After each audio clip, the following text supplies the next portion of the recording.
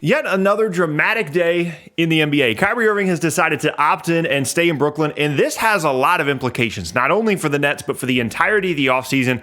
Kyrie Irving was a pretty big domino, and to kind of know where that has fallen before free agency really starts here in a couple of days is a huge, huge piece. So throughout the entirety of this process, Kyrie returning to Brooklyn, to me, always felt like the most realistic outcome. It always felt like what should end up happening. And the only reason that it felt like it was a little bit far-fetched that he would actually return is because it's Kyrie. As the situation developed, initially it was him basically revealing that he had this, or it was reported that he had this list of teams that he would be comfortable going to in a sign and trade, including some weird ones, like Philadelphia was on there for some reason. He was never going to go and play with James Harden. That was just bizarre. But as we kind of progressed, it went from this list of teams to the Lakers are really the only team that's interested in trading for him, to Brooklyn doesn't really like any of the Lakers trade packages, to Kyrie could sign this $6 million MLE, to Kyrie is now opting in and returning. Now, critically, this is not a new long-term deal for Kyrie Irving. This is him opting in and becoming an unrestricted free agent in the summer of 2023. And that is significant for two reasons. One, this is far from over. This is far from solved. He still is someone that is going to create tension within this team because of the fact that he is an expiring contract. Maybe that means that he has value during the season as a trade asset potentially. We know in the past with, Kyrie's history with his final season with Boston, he knows how to sabotage a season 100%. And it's never a good idea to go into a season with Kyrie Irving as an impending free agent on your basketball team. It just isn't. And to me, him opting in rather than signing an extension signals that this is probably it for him in Brooklyn and potentially for Kevin Durant as well this last final season. It's very easy for me to imagine a scenario in which Kyrie plays this season out, leverages his free agency options in 2023 when teams know that he's going to be a free agent, and when teams know that maybe they can move, or maybe he has a really good year and he can use those options, because that was his problem. I fully 100,000% believe that Kyrie Irving felt disrespected and he wanted to go to a different team. Despite his relationship with Kevin Durant, he wanted to go elsewhere, and the only reason he didn't was because he didn't have leverage. If Kevin Durant was able to opt out this offseason, the Nets would have been screwed. If there was one legitimate free agency possibility for Kyrie, including a team like the Knicks, the Nets would have been screwed. There was not a team out there that he would have wanted to play for that could have also given him a full max. And the fact that it was still a threat that he would have left to possibly go to Lakers on this MLE shows that it was a realistic possibility, and honestly probably his goal with all these leaks and with everything going on. It was trying to gain leverage, trying to position himself in a way that he could get himself out of Brooklyn. Ultimately, that's not how it goes down, and the way I feel like this is going to happen is he'll play the year out. Depending on how the year goes, he'll probably leave in 2023, and at that point, Kevin Durant's probably going to look around and wonder what in the world just happened, and probably request a trade at that point, unless this season goes really successfully. You can mend that relationship, and then he re-signs. This has been such an incredibly bizarre, I can't even begin to explain to you, 18 months, 20 months as a Nets fan. And to think about the fact that everything that's happened, Harden leaving, bringing in Simmons, this fiasco with Kyrie, and the fiasco that it almost led to with Kevin Durant leaving, it all just came down to the fact that Kyrie wasn't playing last year. If Kyrie was playing, Harden wouldn't have left, this whole thing wouldn't have happened, and it all leads to that one decision. But now here we are. The Lakers have been chasing this Kyrie thing for like a week and a half.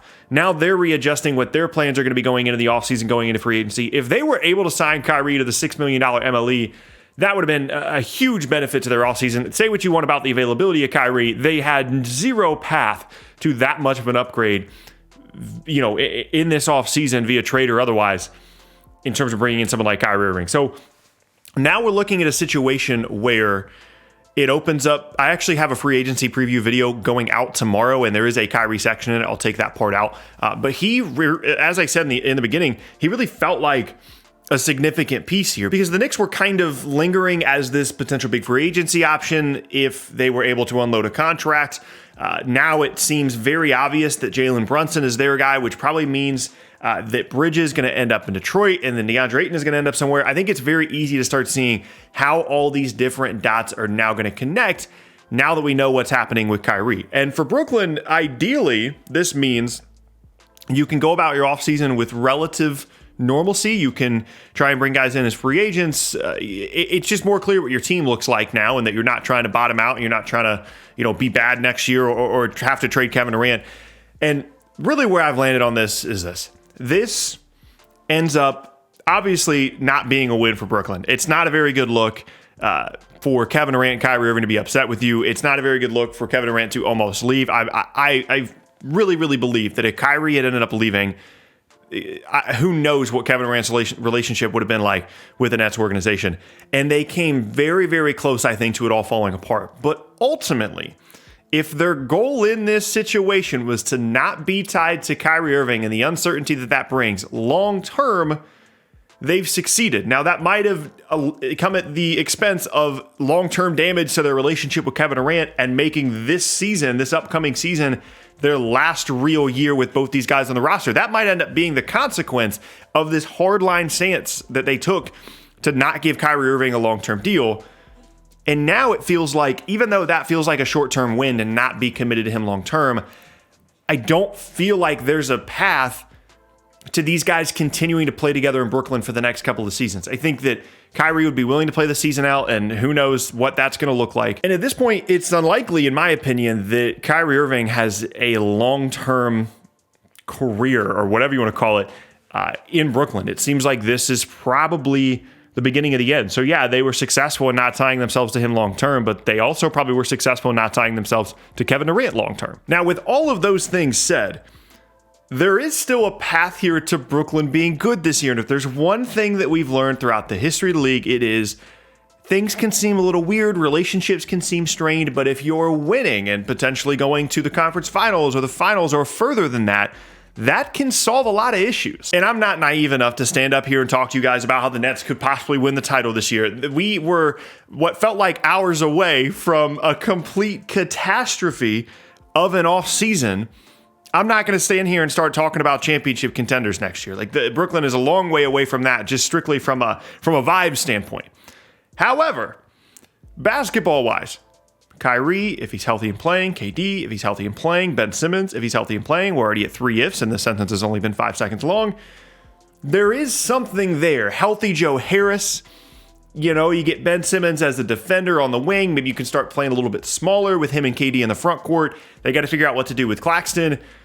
All I'm saying is, if you go back to before Kevin Durant got hurt, before Bruce Brown landed on his leg, and then Harden won it out, and the whole season fell apart, the Nets were the best team in the Eastern Conference, okay? And that was even without Kyrie Irving playing full-time. That was with a weird dynamic between Harden and KD.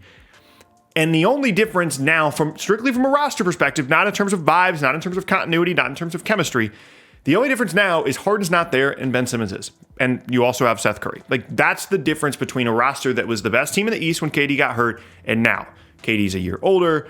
The Kyrie thing is very, very weird. And ultimately, I think, too, I don't know where Steve Nash's relationship with Kyrie is at this point and how that could ultimately affect things long term. Brooklyn has very clearly chosen to do this a different way now than they did 2 years ago or 3 years ago in 2019. In 2019, they gave control of the franchise to 2 guys and were totally fine with it. And over the span of the last few years, they have decided to rein that control back in and start to, for lack of a better word, really enforce themselves back on this franchise and say, hey, we appreciate what you guys have been doing, but if we're not going to make the conference finals, if we're not going to even win more than one playoff series in the entire time that you guys have been here in terms of all the assets we put into this, we're going to start making decisions for ourselves as a franchise and not just let you guys do whatever you want. And that's an interesting stance to take after giving them whatever they want in 2019. And I think that's relevant to the future of Steve Nash here because they've seemed committed to him. They've seemed committed to rebuilding the culture of this organization. And who knows, maybe this will help them succeed in that. It feels like a move and a situation that would be counterproductive to that in terms of the continuity and the chemistry of this team. But as I said earlier, from a talent and basketball perspective, there's still some positive things here. But more than likely, what we've witnessed over the last 2 months is the downfall of this era of Brooklyn Nets basketball. Now, that will always mean, if it does fall apart, it will always mean a Kevin Durant trade ultimately. And given the fact that there wasn't a ton of value out there for Kyrie in the trade market, if he does leave in 2023, it doesn't really seem like you would have gotten much for him in a trade anyway. And if that does lead to a Kevin Durant trade request, He'll be one of, if not the best players of all time to ever be traded, like legitimately. Like LeBron was a part of a sign and trade thing with when he went to Miami. KD was signed and trade as well. But like to be legitimately traded, like straight up away from a team, they're going to get significant value for him. You still have Simmons, you still have options. So they're not going to be like a 20-win team. But certainly this era from 2019 on will be seen as an absolute and an utter failure. And short of them winning a miracle NBA championship this season, I think this is the beginning of the end. I think we'll look back on this in a year and say, yeah, maybe we could breathe a little bit of a sigh of relief. Maybe it felt like this actually could all come back together. But ultimately, this was the moment. The Nets' decision to take a hard stance on Kyrie's long-term contract is what ultimately was kind of the downfall of this era. For this season, the Nets are mostly whole. And moving forward beyond that, it's anybody's guess.